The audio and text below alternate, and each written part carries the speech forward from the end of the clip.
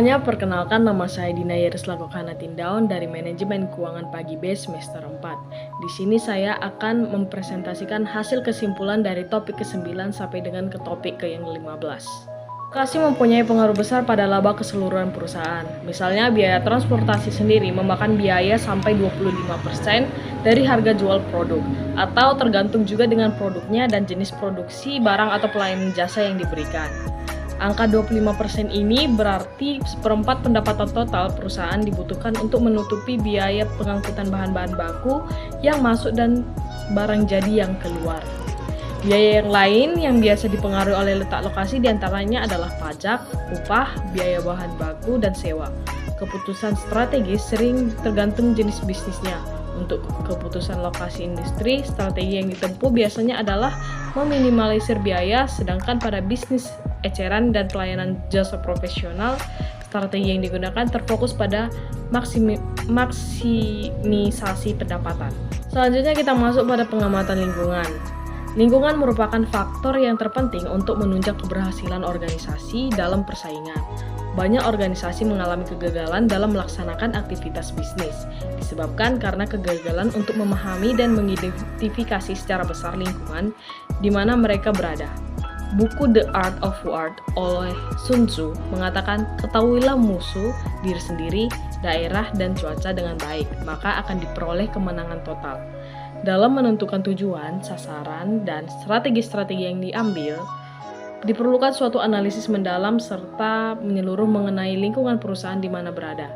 Analisis lingkungan dapat dibedakan atas dua bagian, yaitu analisis lingkungan eksternal dan analisis lingkungan internal. Perumusan strategi perusahaan meliputi misi, tujuan, strategi, dan kebijakan. Kemudian, kita harus mengetahui apa itu kualitas dan total quality management, yang dimana kualitas meliputi usaha memenuhi atau melebihi harapan pelanggan. Yang kedua, kualitas mencakup produk, jasa, manusia, proses, dan lingkungan. Yang ketiga, kualitas merupakan kondisi yang selalu berubah atau apa yang dianggap berkualitas saat ini mungkin dianggap kurang berkualitas pada saat yang lain. Dan yang keempat, kualitas merupakan suatu kondisi dinamis yang berhubungan dengan produk, jasa, manusia, proses, dan lingkungan yang memenuhi dan melebihi harapan. Adapun manajemen kualitas adalah aspek-aspek dari fungsi manajemen keseluruhan yang menetapkan dan menjalankan kebijakan mutu suatu perusahaan atau organisasi dalam rangka mencukupkan kebutuhan pelanggan dan ketepatan waktu dengan anggaran yang hemat dan ekonomis. Seorang manajer proyek harus memasukkan dan mengadakan pelatihan manajemen kualitas.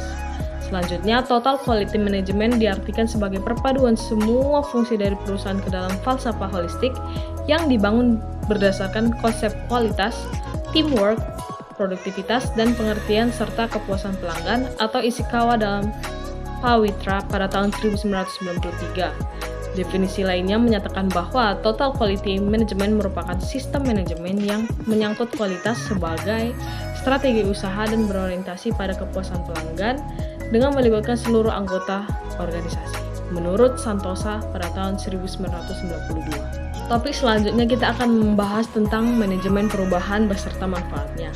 Adapun pengertian manajemen perubahan merupakan proses yang sistematis yang terencana oleh pihak manajemen organisasi yang sangat berbeda dengan perubahan yang terjadi namun tidak diantisipasi atau ditangani secara baik oleh organisasi. Adapun manfaatnya seperti perubahan pada manajemen perubahan adalah proses yang direncanakan dan dapat dikelola. Manfaat dari perubahan ini dapat diketahui dengan penerapannya dan dapat berfungsi sebagai motivator serta penilaian terhadap kemajuan yang dicapai. Yang kedua, organisasi dapat merespon lebih cepat terhadap permintaan pelanggan. Yang ketiga, membantu menyelaraskan sumber daya yang ada dalam organisasi. Yang keempat, manajemen perubahan memungkinkan organisasi untuk menilai dampak keseluruhan dari perubahan.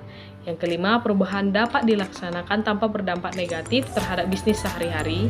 Dan yang terakhir, efektivitas dan efisiensi organisasi dan dipertahankan atau bahkan ditingkatkan dengan ada pengakuan dan kewaspadaan dari semua karyawan yang bersangkutan.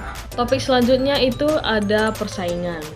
Persaingan merupakan proses yang melibatkan suatu individu atau kelompok yang saling berbuat sesuatu untuk mendapatkan keuntungan, pangsa pasar, dan jumlah penjualan. Para penjual biasanya berusaha menggali persaingan dengan membedakan harga produk, distribusi, dan promosi. Persepsi negatif sering muncul setiap kali mendengar kata persaingan, terutama di ranah bisnis, dan tak heran kalau sering ditemukan adanya sikut-menyikut, fitnah, dan sikap benci akibat persaingan. Padahal kalau dilihat dari sisi positif, persaingan justru mendatangkan segudang manfaat di dunia bisnis. Adapun dampak positifnya, yang pertama itu munculnya kreativitas, yang kedua meningkatkan motivasi dalam bisnis, yang ketiga perbaikan pada kualitas, yang keempat peningkatan dalam pelayanan, yang kelima membantu pelaku bisnis keluar dari zona nyaman, dan yang keenam persaingan sebagai bahan renungan.